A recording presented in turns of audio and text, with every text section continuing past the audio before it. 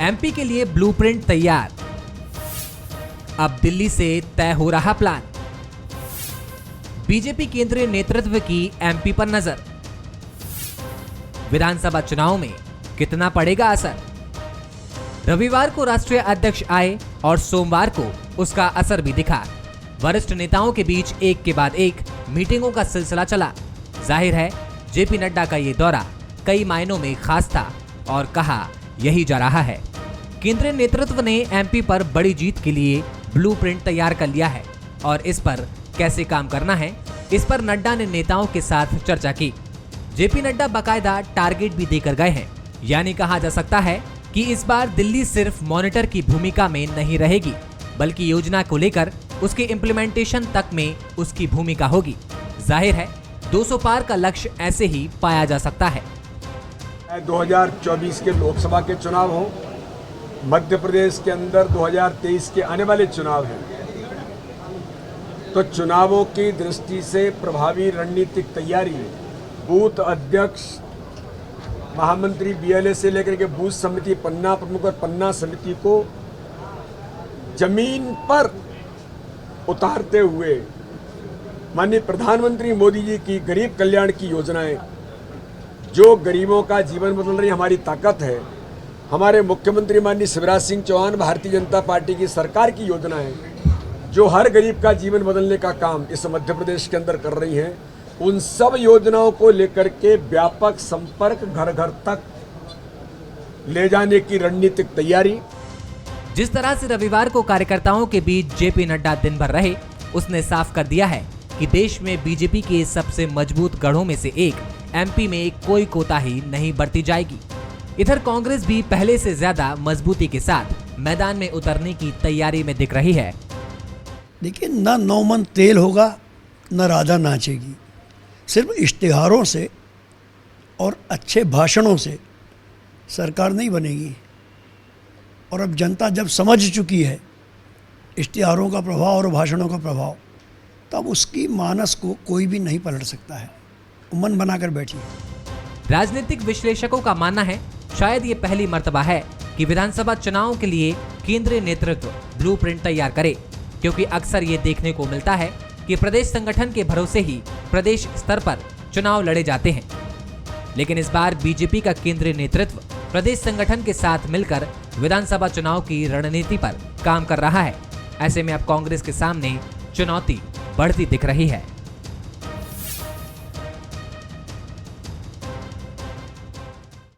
Bansal news के सवाल number 1, क्या एमपी के लिए बीजेपी केंद्रीय नेतृत्व प्लान तैयार कर रहा है? सवाल नंबर 2, क्या दिल्ली से ही एमपी बीजेपी के लिए टारगेट सेट किए गए हैं? सवाल नंबर 3, बीजेपी केंद्रीय नेतृत्व के लिए एमपी इतना अहम क्यों है? नमस्कार, मैं हूं शरद द्विवेदी और आज का हमारा मुद्दा है एमपी का मैदान, दिल्ली का प्लान। ये बीजेपी का वो प्लान है जिसको सबसे पहले उत्तर प्रदेश में आप कह सकते हैं, जहां से डबल इंजन का नारा आया। फिर उसके बाद आप आगे बढ़िए तो गुजरात और हिमाचल में भी कोशिश हुई। गुजरात में ज़बरदस्त कामयाबी हुई और हिमाचल प्रदेश में आप काफ़ी नज़दीक पहुंच गए। पूर्वोत्तर में भी आप कह सकते हैं, लेकिन पूर्वोत्तर का गणित भिन्न है।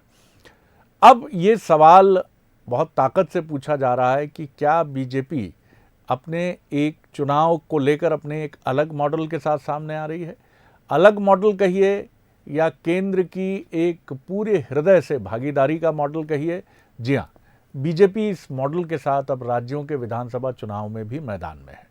खासतौर से वो उन राज्यों में जो हिंदी पट्टी के राज्य हैं और जहां वो महसूस करती है बीजेपी कि उसका एक गहरा समर्थन वर्ग मौजूद है मतदाताओं में, तो वहाँ लोकसभा और विधानसभा चुनाव के नतीजे काफ़ी अंतर क्यों दिखता है। ख़ासतौर से मध्य प्रदेश की बात करें कि अगर वो 2019 में 29 सीटों में से 28 सीटें जीतती है, तो उससे 6 महीने पहले हुए विधानसभा चुनाव में बहुत नज़दीकी मुकाबले में पीछे क्यों छूट जाती है। ये वो सवाल हैं जिनको लेकर बीजेपी में उम्मीद यही की जाती है कि काफ़ी गंभीर मंथन हुआ और उसके बाद ये तैयारी शुरू हुई कि नहीं, नतीजे दोनों के एक जैसे हों, बल्कि ये इंजन बनेगा लोकसभा चुनाव के लिए।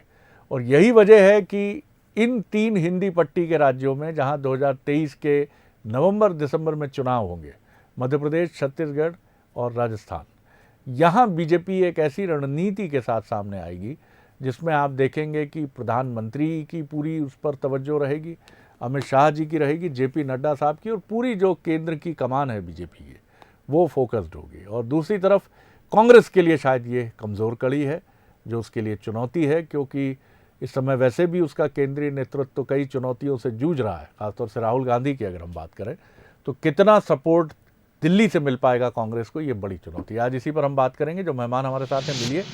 हमारे साथ हैं कांग्रेस के वरिष्ठतम नेता प्रताप भानु शर्मा जी, पूर्व सांसद, बहुत स्वागत करता हूं। डॉक्टर हितेश वाजपेयी हैं, सीनियर लीडर, युवा नेता बीजेपी के और नागरिक आपूर्ति निगम के पूर्व चेयरपर्सन, उनका बहुत स्वागत है।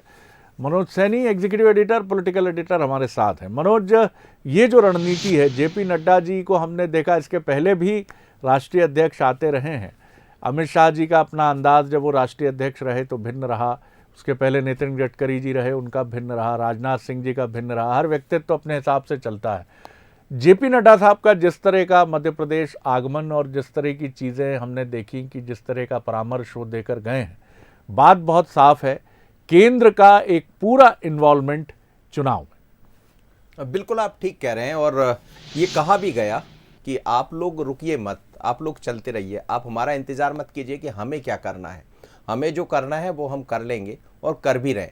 लेकिन उन्होंने जिक्र किया कोर कमेटी की बैठकें जो थोड़ा सा लेट हो रही है, इसको आगे बढ़ा लीजिए, क्योंकि जब तक आप सब मिलकर नहीं बैठेंगे चीज़ें सामान्य नहीं होंगी। तमाम जो लीडर्स है, सीनियर लीडर हैं, वो बैठे। कोर कमेटी का मतलब ये होता है कि वो बड़े विभिन्न मुद्दों पर, और खासकर अब तो चुनावी मुद्दों पर बात होना है, तो इस पर आप बात करें। और जो जानकारी है शरद जी, संभावना यही है कि 7-8 अप्रैल को दूसरी कोर कमेटी, ये पहली बार होगा कि सप्ताह भर के भीतर दूसरी कोर कमेटी, संभावना ये है कि इंदौर में हो सकती है। खबर भी है, ये अभी तत्काल की खबर है। और आज दिल्ली में भी है, प्रदेश अध्यक्ष भी दिल्ली पहुंचे हुए हैं, तो जाहिर सी बात है कि जैसे ही राष्ट्रीय अध्यक्ष यहाँ आते उसके बाद वो भी दिल्ली पहुंच जाते, तो बहुत ही अलग रणनीतिक तौर पर भारतीय जनता पार्टी बढ़ने वाली है। केंद्रीय नेतृत्व का जहां तक सवाल है, कर्नाटक के चुनाव हैं अभी, और कर्नाटक के चुनाव के बाद बहुत हद तक केंद्रीय नेतृत्व यहां भरपूर दिखाई भी देगा। और आप देखिए, पहले अमित शाह आए, फिर जेपी नड्डा आ गए, अब प्रधानमंत्री जी खुद आने वाले 1 तारीख को, उसके बाद 24 की संभावना है, राजनाथ सिंह भी 31 को आ रहे हैं। तो पूरा मध्य प्रदेश पर बहुत ज़्यादा केंद्र की नज़र रहेगी। लेकिन इसमें जो कुछ दिखाई दे रहा है, आप ये भी मानकर चलिए, शायद थोड़ी सी धड़कनें लोगों की बढ़ सकती है। गुजरात फार्मूला, सिर्फ गुजरात फार्मूला, और उसकी बहुत चीज़ें आने वाले दिनों में दिखने वाली है। बिल्कुल आपने सही कहा। और नज़र मध्य प्रदेश पर है और नज़र छत्तीसगढ़ पर भी है। नज़ारे अलग अलग हो सकते हैं, लेकिन दोनों ही जगह बीजेपी की जो नज़र है वो बड़ी तीखी और पैनी है। और कोशिश यही है कि डबल इंजन का जो नारा उसने दिया है, ये एक ऐसी सफलता की तरफ भी बढ़ता है जो कांग्रेस को भी चौंकाता है, और आम आदमी पार्टी या जो अदर देन बीजेपी अपोजिशन है उसे भी चौंकाता है कि ये किस तरह से आप सो कॉल्ड एंटी इनकम्बेंसी और तमाम चैलेंजेस से जूझे। प्रताप भानु जी, बीजेपी की ये रणनीति अब बहुत साफ है कि केंद्र और राज्य समान शक्ति के साथ मिलजुल कर एक पूरी ताकत के साथ, और जाहिर तौर पर अगर वरिष्ठ व्यक्ति इन्वॉल्व हो जाता है बहुत दिल से, हृदय से, तो निश्चित तौर पर जो उसके साथ काम करने वाली उससे कनिष्ठ यूनिट है वो पूरी ताकत लगा देती है, पूरे प्राणपण से जुट जाती है। किस तरीके से आप देखते हैं बीजेपी की इस रणनीति को, और कांग्रेस के लिए चुनौतियां हैं ही, जाहिर है जी।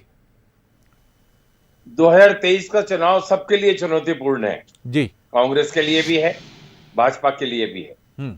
और नड्डा जी की भोपाल विजिट से ये स्पष्ट हो गया कि मध्य प्रदेश की कार्यशैली भाजपा के संगठन की और भाजपा के सरकार की उनने समीक्षा कर ली और कह गए खुलकर के आपके बीच में कोऑर्डिनेशन नहीं है, एकजुटता नहीं है, मीटिंगें आप समय पर नहीं करते हैं, और ये डबल इंजन की बात तो भूल जाइए, यहाँ का इंजन तो फेल हो गया।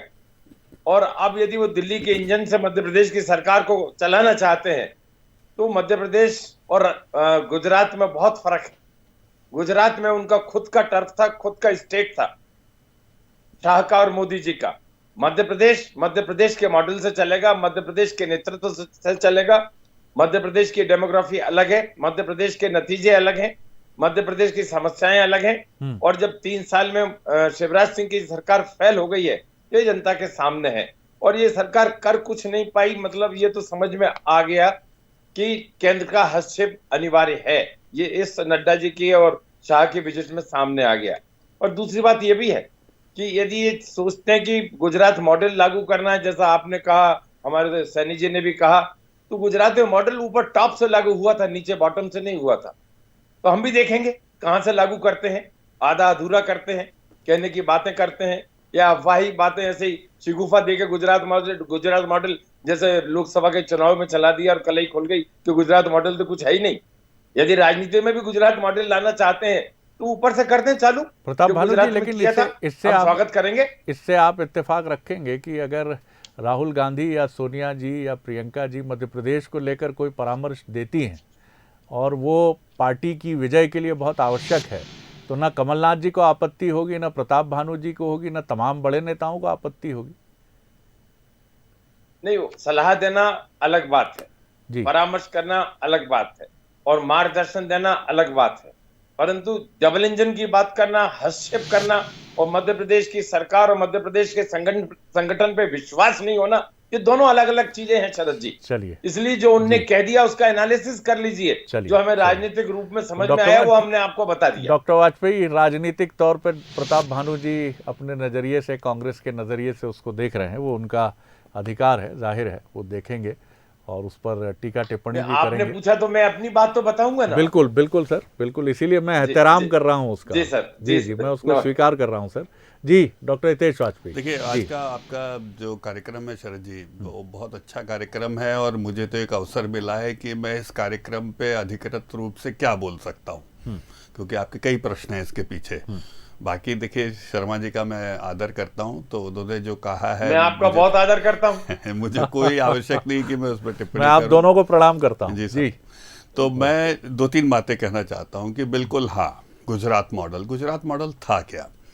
देखिए, पिछले संख्या से स्वीपिंग विक्ट्री लेकर आना, 30 साल तक 32 साल तक सरकार को बनाए रखना गुजरात मॉडल है, जिसमें बूथ अध्यक्ष से लेकर मुख्यमंत्री तक ने कांग्रेस है या नहीं है, दूसरे दल है या नहीं है, इस बात की चिंता किए बिना, जो शरद जी आप लोग और आम जनता, जो हमारा बंसल न्यूज़ का दर्शक हमको देख रहा है, वो हमारा वोटर है साहब, वो किसको वोट करे ये मन बना रहा है।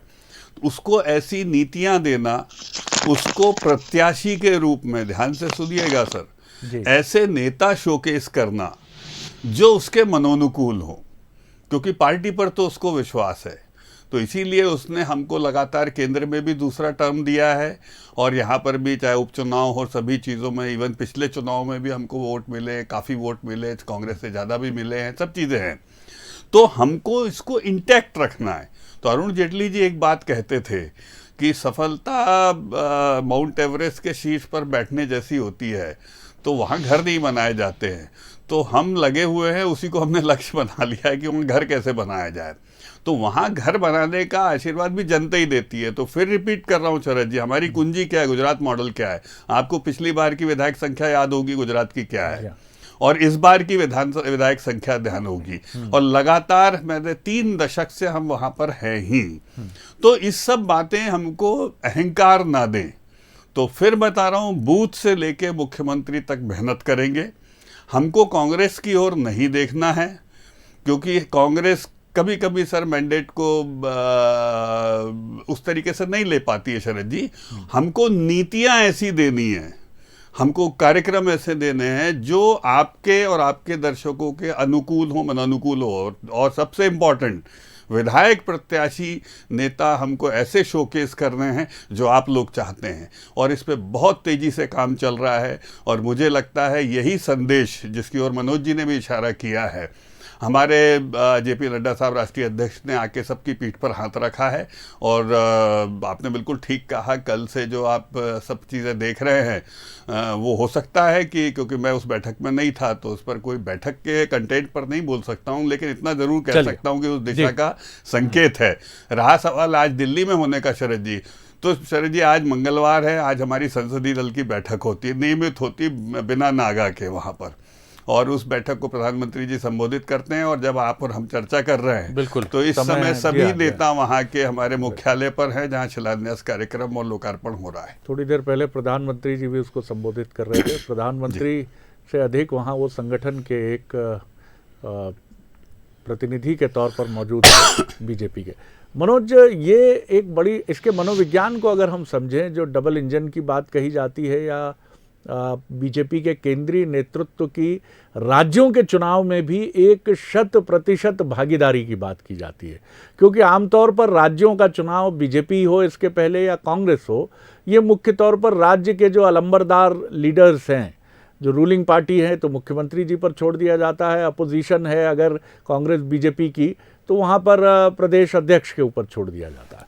लेकिन जब केंद्रीय नेतृत्व इन्वॉल्व होता है तो टिकट चयन में असंतोष के स्वर नहीं उभरेंगे।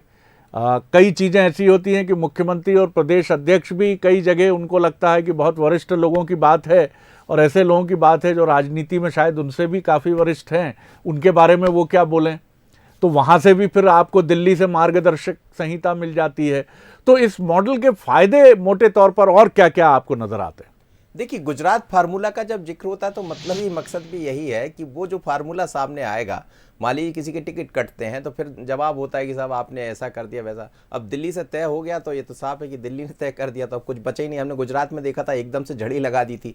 तो यहाँ क्या होगा, खैर वो बाद में दिखेगा, लेकिन फ़ायदे बहुत सारे होते हैं। फ़ायदे ये भी है कि सीधे तौर पर वहाँ से चयन हो जाएगा, और चयन का जो आधार होगा, जो जानकारी है कि 4 से 5 बार अभी तक सर्वे हो चुके, सर्वे में धीरे धीरे कर जहाँ जो सुधार दिखाई दे रहा है उसको बेहतर करने की बात है, कुछ गड़बड़ है तो उसको और बेहतर किया जा रहा है। किसके क्षेत्र में, किस विधायक के क्षेत्र में एक एक रिकॉर्ड इस समय केंद्र के पास है, तो आपके पास कुछ कहने के लिए नहीं बचता है कि आप बस एक ही बचता है कि हाँ ये भारतीय जनता पार्टी का कैंडिडेट है और हमें इसके साथ लड़ना होगा। और शरद जी, ये बात एक जगह नहीं है, ये इस बार तो दोनों जगह केंद्र कहीं दिखाई देगा, क्योंकि जो खबरें आ रही कांग्रेस के भीतर से भी, जो खबरें, मैं कांग्रेस का भी जिक्र थोड़ा सा करना चाहूँगा कि ये जो घटनाक्रम हुआ राहुल गांधी का, उसके बाद मध्य प्रदेश में भी चर्चाएं बहुत तरह की है, अलग अलग तरह की चर्चाएं हैं। क्या केंद्र आगे चलकर मध्य प्रदेश पर भी ध्यान देने वाला है, क्योंकि कुछ ऐसी खबरें भी है कि कई नाराजगी है, कुछ ऐसी चीज़ें हैं जिसको और बेहतर करने की ज़रूरत है। तो मुझे लगता है दोनों ही दल उस तरफ दे रहा है, और जब केंद्र कहीं से भी आ जाए, चाहे वो कांग्रेस का हो या भारतीय जनता पार्टी का, तो निश्चित रूप से उसके लाभ ज़्यादा होते हैं।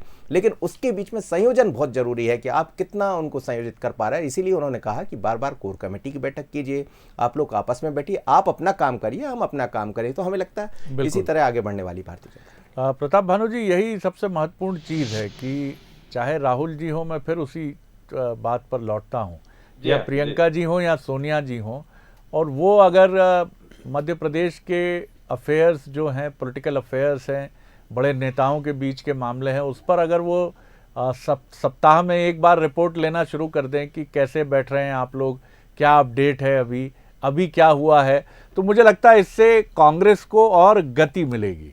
और फिर इस पर भी बात हो जाए कि सर्वे रिपोर्ट्स क्या कह रही हैं, कितने नए कैंडिडेट्स हो सकते हैं, कितनी सीटें आपने चिन्हित की हैं जहां हमें पूरी ताकत लगानी है, इससे भी आपको मदद मिलती है, क्योंकि आपकी जो लीडरशिप है वो तो अपनी पूरी कोशिश कर ही रही होगी। इन सारी चीज़ों का फ़ायदा जो बीजेपी को इस तरह से मिल जाता है, आपके यहाँ मैं फिर दोहराऊंगा इस बात को कि अभी भी उसकी तैयारी उस तरह से नहीं दिखती है, और पहले भी नहीं दिखी है, 2008 में भी और 13 में भी। जी देखिए शरद जी, मैं आपकी बात से सहमत हूं। जो केंद्रीय नेतृत्व होता है किसी भी राजनीतिक दल का, उसका हस्तक्षेप होना जरूरी होता है, गाइडलाइंस मिलती हैं, और यदि स्टेट की वर्किंग में कोई डिसिडेंस होता है तो उसको वो एड्रेस करते हैं, उसको संशोधन करके उसमें बात को समझ के उनका निराकरण भी किया जाता है। मैंने देखा इंदिरा जी के जमाने से मैं भी काम कर रहा हूँ, पार्टी का भी काम किया है, सांसद रहने का सौभाग्य भी प्राप्त हुआ है आप सबके कृपा आशीर्वाद से, पर हमेशा केंद्रीय नेतृत्व ऐसी करता है। परंतु हम जो चुनाव लड़ेंगे, 2018 में जो हमने चुनाव लड़ा था वो हमारे स्थानीय नेतृत्व के आधार पर लड़ा था, और जहां भी हमें राष्ट्रीय नेताओं की आवश्यकता होती है उनका हस्तक्षेप वहां होता है, चाहे टिकट वितरण की बात हो, चाहे नेता पद पर चयन की बात हो, चाहे विधायकों के लिए टिकट देने की बात हो। परंतु हम ये कभी नहीं कहते कि हम गुजरात मॉडल पे लड़ेंगे, फला मॉडल पे लड़ेंगे।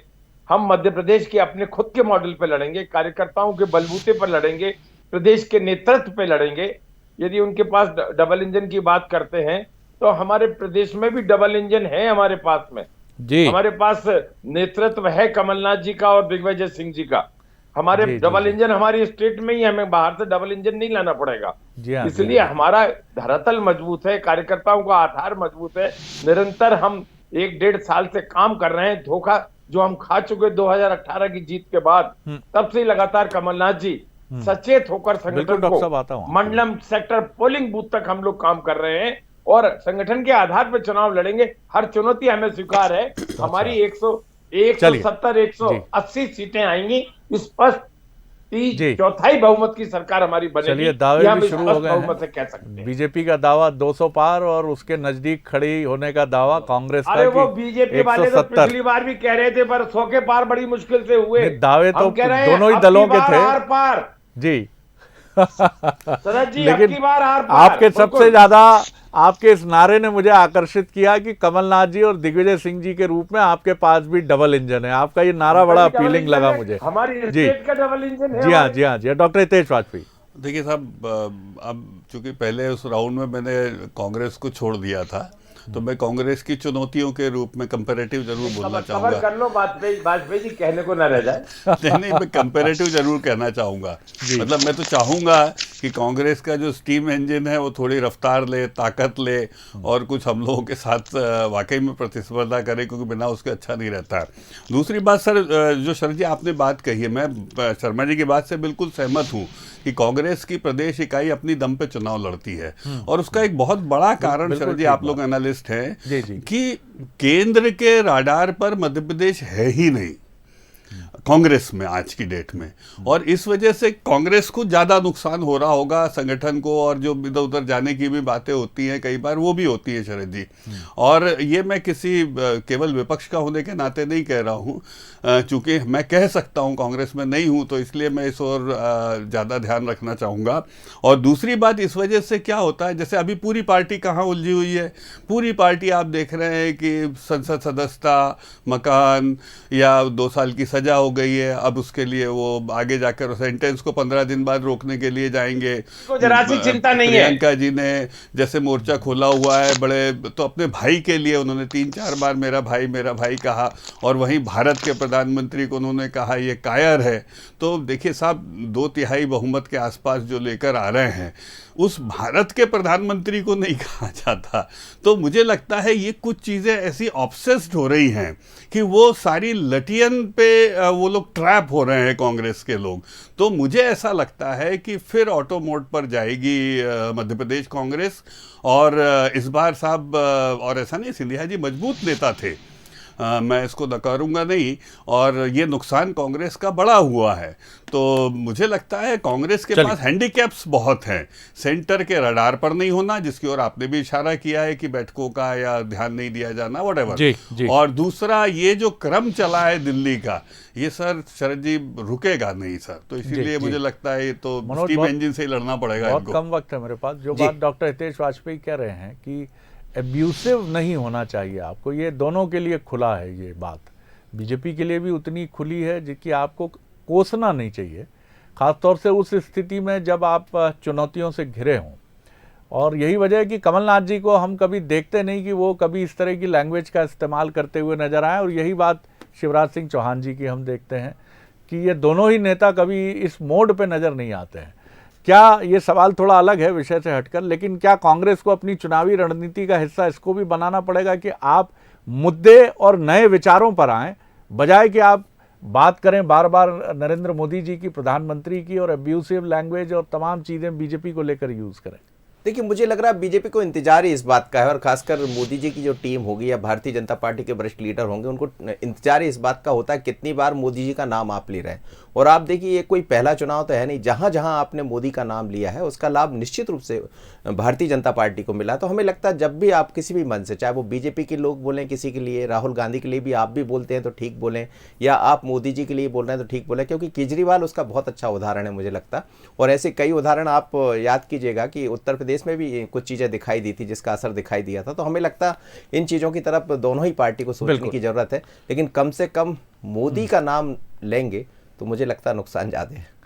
किसी भी बड़े बीजेपी नेता का अगर मध्य प्रदेश में शिवराज जी को भी टारगेट किया जाता है, या बीजेपी कमलनाथ जी को जितना अधिक टारगेट करेगी, राजनीतिक पर्यवेक्षक मानते हैं कि इसका फ़ायदा संबंधित पार्टी को मिलता है। तो ये कितना महत्वपूर्ण है ये तो चुनाव के नतीजे बताएंगे। लेकिन बहुत शुक्रिया मनोज जी, धन्यवाद प्रताप भानु जी, धन्यवाद डॉक्टर हितेश वाजपेयी जी। आगे देखिए छत्तीसगढ़ आज का मुद्दा, आरक्षण का रण। नमस्कार।